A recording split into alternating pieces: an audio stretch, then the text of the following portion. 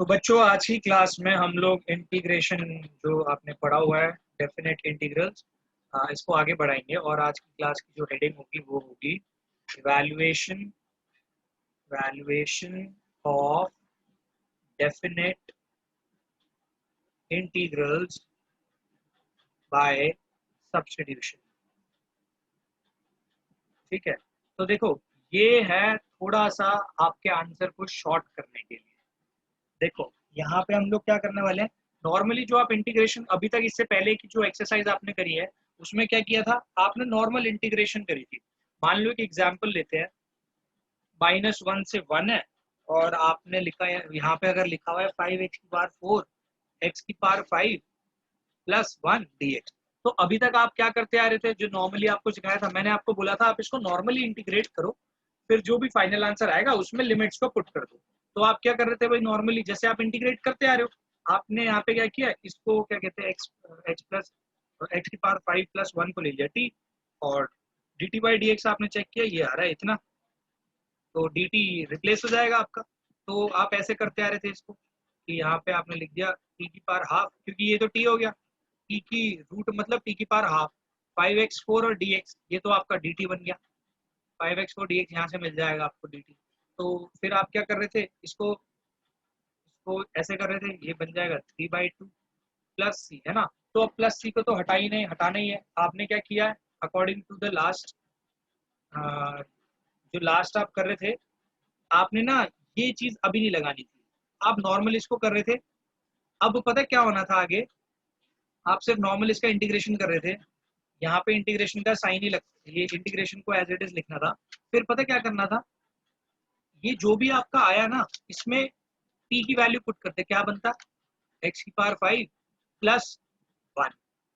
अब यहाँ पे ना आप क्या कहते हैं, ये पुट कर सकते थे, दैट इज 1 2 -1। देखो मैंने क्या किया है, पहले ये नहीं लिखा मैंने सीधा नॉर्मली इंटीग्रेशन करी। ठीक है, यहाँ ध्यान रखना, मैंने यहाँ से लिमिट हटाई है, इसका रीजन बताऊंगा।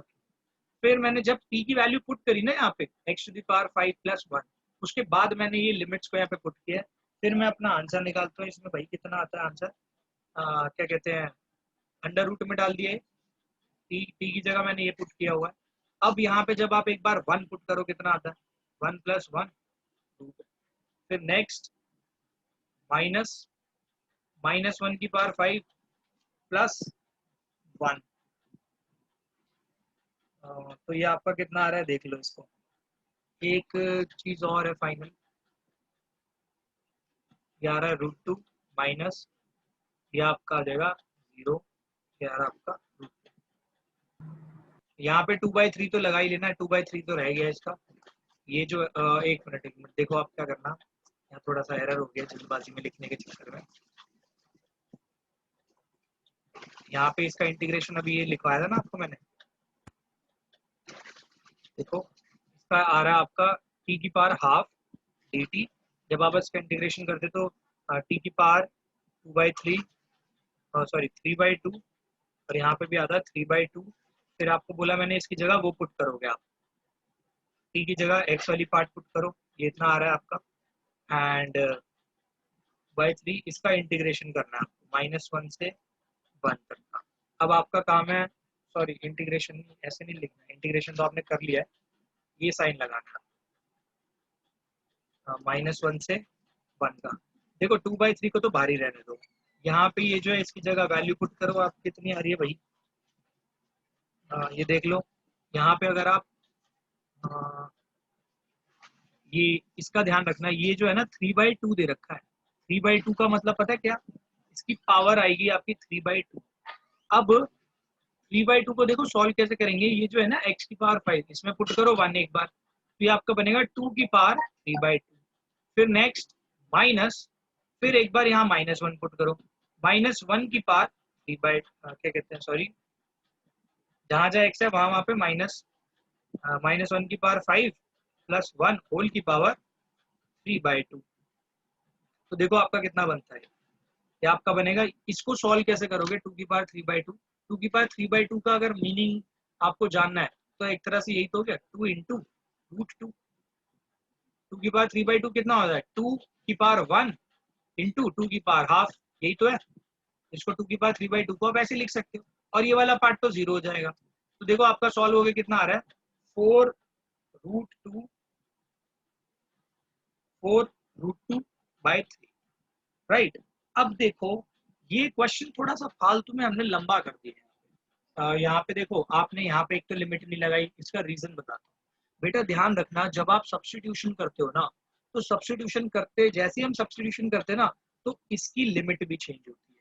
रीजन रीजन ये है, यहाँ पे dx के रिस्पेक्ट में चीजें चल रही है, तो यहाँ पे हम x की वैल्यू सब्स्टिट्यूशन में, मतलब क्या कहते हैं, ये x के हिसाब से रेंज दे रखी है, बट जैसे ये dt बना ना, तो ये रेंज चेंज होगी, और वो कैसे चेंज होगी वो अभी हम इस टॉपिक में पढ़ेंगे। अब आप देखिए, अब हम इसको ना सब्स्टिट्यूशन वाले एक मेथड से करेंगे तो क्या होगा।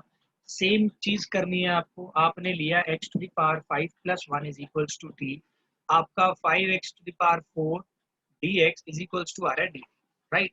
आपको बिल्कुल सेम चीज करनी है, ये आपका और ये dx ये मिलके बनाएगा dt, और ये है, इसकी जगह t लिखोगे तो ये बन जाएगा t⁵. इससे पहले जो मैंने आपको कराया था उसमें मैंने कहा था यहाँ पे आप लिमिट नहीं डाल सकते, ये जो आपने रेंज है वो नहीं डाल सकते, बट इस पार्ट में मैं आपको सिखाऊंगा यहाँ रेंज कैसे डाली जाएगी। देखो जब आपने लिया ना x⁵ 5+1 is equals to t, तो अब रेंज देखो ये x के हिसाब से दे रखी है, अब आपको t वाली रेंज खुद निकालनी है, पता कैसे, ये है x वाली, ठीक है। जब x था 1, तो यहाँ पे t की वैल्यू निकालो कितनी आएगी, जब x की वैल्यू आएगी 1, यहाँ पे x पुट करो 1, तो t कितना आ रहा है भैया आपका, t आ गया 2, तो अब पता है यहाँ पे रेंज चेंज हो जाएगी, आ जाएगी 2। अब जब क्या कहते हैं x है आपका कितना -1, -1⁵ 5+1, तो देखो t कितना आ रहा है 0, यानी अब आपकी जो नई लिमिट बन गई ना बेटा आपकी, ये आपकी जो नई आई है लिमिट्स, ये आई है 0 से 2। अब आप सोचोगे सर इसका फायदा क्या है, इसका फायदा ये है लास्ट में ना आपको इसको x में पुट करने की जरूरत पड़ेगी ही नहीं, आप पता क्या करोगे, इसको डायरेक्टली पुट करोगे। अब देखो इसको इंटीग्रेट करो, इसको इंटीग्रेट करोगे तो कितना आएगा आपका t⁵ 1/2+1, ½ + 1 इतना आ गया। फिर क्या कहते हैं, ये देखो कितना बन जाएगा आपका, वही t⁵3/2 अपॉन 3/2, ये ऐसे आ जाएगा, राइट। कांस्टेंट को लिख देते हैं बाहर, और ये आपका बन गया t⁵3/2, इस पे लगा दो आप रेंज जो सीखते आए हो 2 0, राइट। अब आपका काम पता है क्या है, इसको x को वापस चेंज नहीं करना, इसको x में चेंज करने की जरूरत नहीं है, आप डायरेक्टली वैल्यू पुट करो। अब ये क्योंकि t की है ना, इससे पहले ये x की थी, इसलिए हम वो पुट नहीं कर पा रहे थे, पहले हमें t को x में चेंज करना पड़ रहा था, बट यहाँ पे हमें t को डायरेक्टली हम पुट करेंगे। ये 2 पुट करो इसकी जगह, 2⁵3/2 माइनस, एक बार 0 पुट करके देखो, 0⁵3/2, तो देखो ये कितना बनता है 2/3, और 2⁵3/2 को हम ऐसे लिख सकते हैं स्प्लिट करके, तो ये देखो आपका आंसर कितना आ रहा है, वही सेम 4√2/3, कोई प्लस सी मत लगाना यहाँ पे। तो देख रहे हो सब्स्टिट्यूशन जब हमने किया तो लिमिट्स में चेंज आया, और जब लिमिट्स में चेंज आया तो हमें वापस इसको x को कन्वर्ट करने की जरूरत नहीं पड़ी, तो ये हमारा हो गया थोड़ा छोटा। अब हम करते हैं आगे क्वेश्चन एक और, आपकी बुक का ये एग्जाम्पल नंबर 29, ठीक है। इसमें देखो क्या लिखा है, ये दे रखा है 0 से 1 tan inverse x upon 1 + x² dx। आपको साफ पता चल रहा होगा कि यहाँ पे भाई t क्या लेना है, t आप सीधा सीधा ले लोगे tan इनवर्स x को, ठीक है। तो dt/dx कितना बन जाएगा आपका 1 + x² dx, राइट। dt/dx आपका इतना आता, dx को मैंने इसको इधर भेज दिया, राइट। तो देखो ये क्या हुआ, tan इनवर्स x की जगह आ गया t, और dx अपॉन 1 + x² की जगह लग गया dt। लेकिन मैंने देखो अभी लिमिट नहीं यहाँ पे पुट करी, लिमिट आपको खुद नहीं निकालनी पड़ेगी, वो इससे निकलेगी।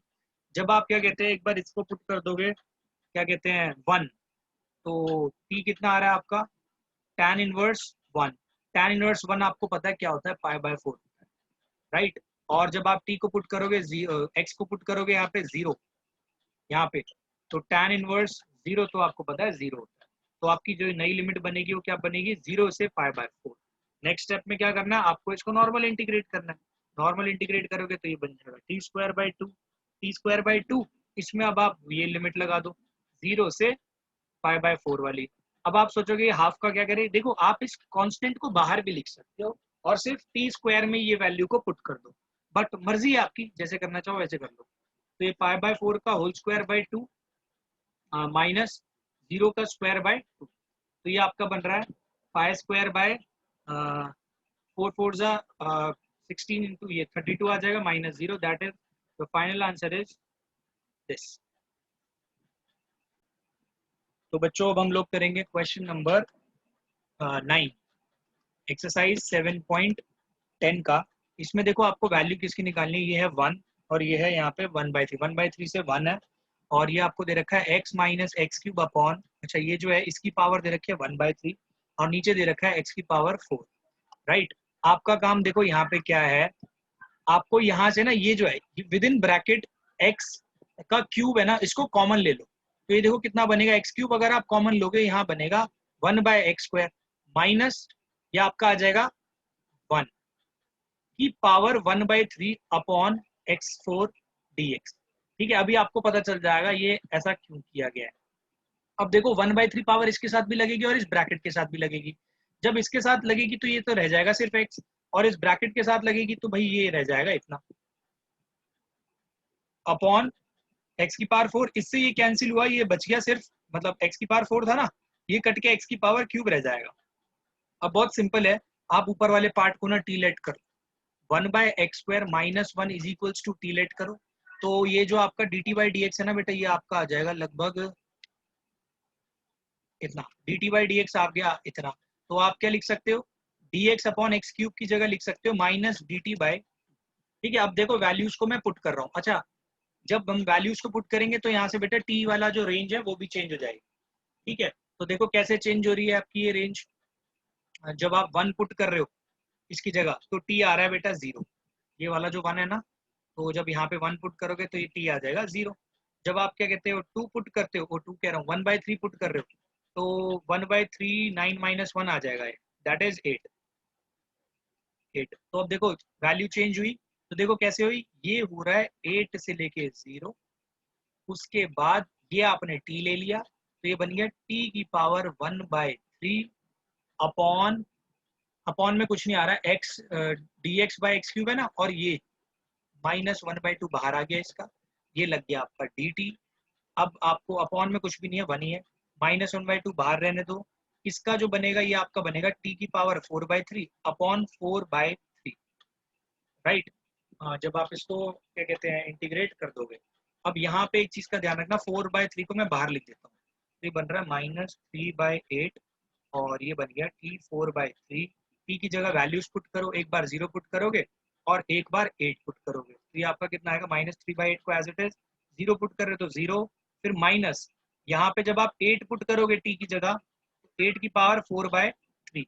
अब आप पता है इसको कैसे लिख सकते हो 8 की पावर 4/3 को, ये इंपॉर्टेंट चीज है।